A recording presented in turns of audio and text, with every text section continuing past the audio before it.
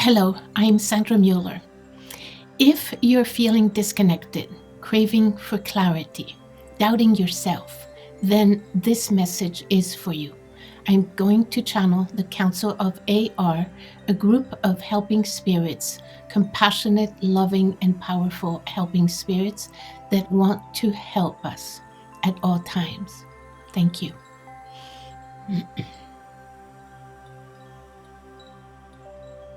Is there a mirror that you can look at yourself? A mirror. It can be a virtual mirror that you can close your eyes and look at yourself and see where you have been. What has been your past, your path, your journey up to now, up to today? Where have you been? What have you done? What have you accomplished? What have you given? Who have you loved? What have you become? Have you become your full potential?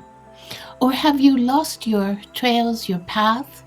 And today you're willing to see yourself in the mirror again and realize that, first of all, you are a divine being. You are a divine soul. There's nothing wrong with you. There's nothing out of alignment.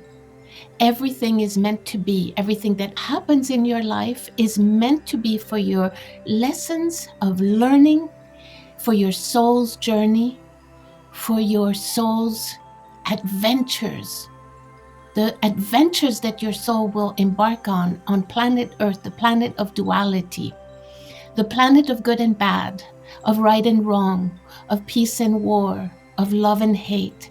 That is the planet Earth. That is what you chose as a soul to come and live on planet Earth.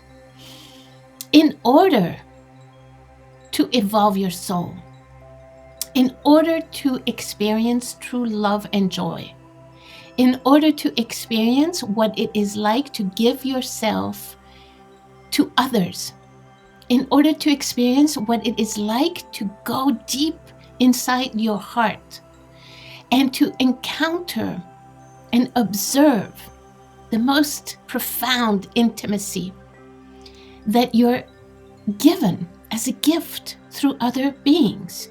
You're given the possibility of full intimacy for the purpose, for the sole purpose of seeing yourself in the mirror, of working your shadows, of working your pain points, of working the parts of your being that still need repair and healing. Because of trauma, because of sadness, because of past experiences, that you always bring back, and again in patterns. You bring back these experiences of pain, and you construct your own jails, your own patterns that you repeat again and again, thinking that you're going to be able to work them out, to make something different of this recipe. But the recipe is a recipe of disaster until you're willing to go intimately into your own heart, knowing that the universe has your back at all times, trusting that the universe has your back at all times, and going so deep and willing to see, where is the pain? What does the pain look like? Is it in childhood? Is it in past relationships? Is it in your work life? Is it in the feeling of having been abandoned as a child or abused? Where are those pain points? And bring them out. Go and search for them in the deepest and most obscure places of your being and bring them out to the light. Write them down. What are you most afraid of?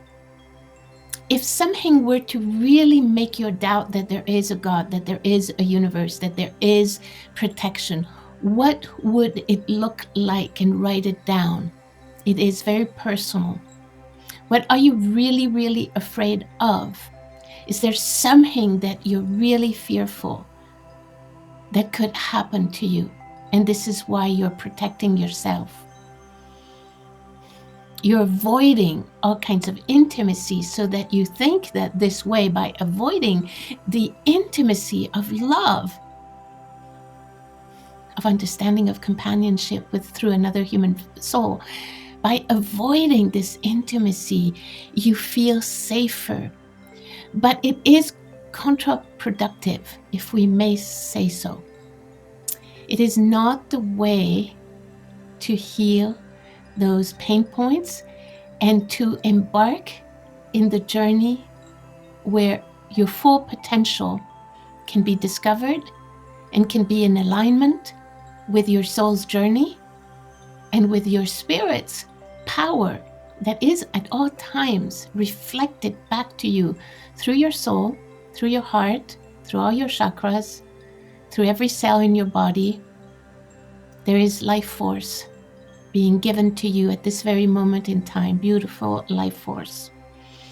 Beautiful connection to the universal creation, to the universal power of existence.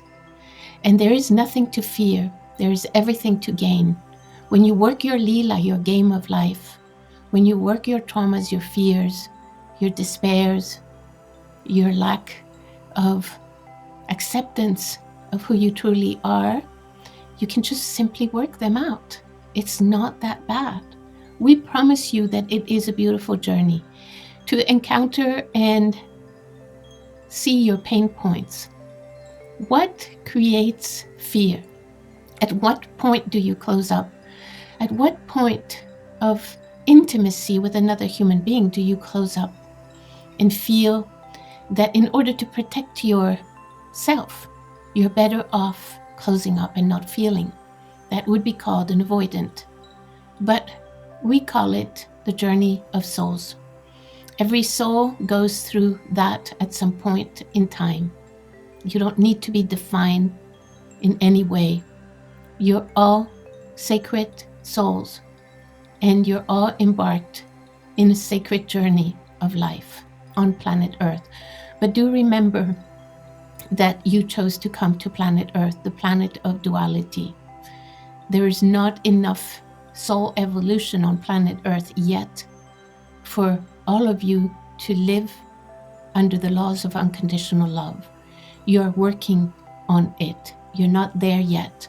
So as an individual life, you can do a lot to work on the global effect that you will produce as a conscious being living on planet Earth. A ripple effect, if we may say so, that just bringing your energy of clarity will create a ripple effect on others.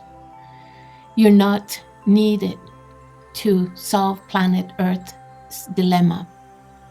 You're only needed to contribute to the joy that can be accessed on planet Earth, to the safety for all that can be accessed on planet Earth. Many of you are doing a life of service to others, and we recognize that beautiful gift that you're giving and your beautiful energy of compassion and love to others.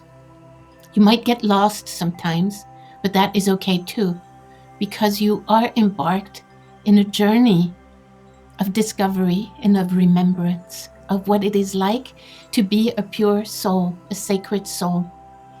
When you die, you go back to that purity in the universe as a child, a soul, ready to embark again in a new adventure.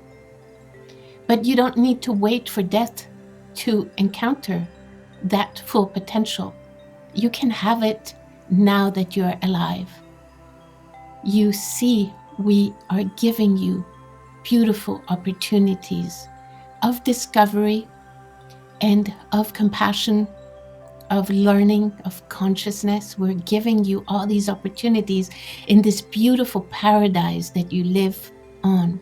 So care for each other, care for nature, care for animals, love each other, learn from each other. If you need to fight and argue with kindness, with consciousness. Do not derail yourself in hatred.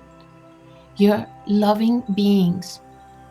You can explain your feelings and your contradictions with kindness. You're able to do that. It just takes consciousness. It just takes you to allow yourself to stay centered and to word your needs in full consciousness. And also, we'd like to explain you that what you are wording to another human being, the other human being that is receiving these words, is receiving them through their own pain points, through their own traumas. That's why it is so delicate to have a confrontation, because you can start a war so easily, because you and the other person or other persons that you're speaking to, each one of them have their own lives, their own pain points, their own traumas, and they will be activated in different ways than what you thought. And your words might not be heard as you wanted them to be heard. So in order to communicate, you must first center yourself. Center yourself completely. Choose to communicate when you are at your best and not when you are under tremendous stress, because the wars start like that. So easily. Internal wars, your own wars, family wars, business wars, work wars, and later country wars. We want you to succeed in your own life of accomplishing your own life's best full potential. Embark on your own life. Leave behind what others should do with their own lives. Let them have their free will to experience life the way they have to experience life, their own lessons and their own journeys. And we thank you for this time. Thank you.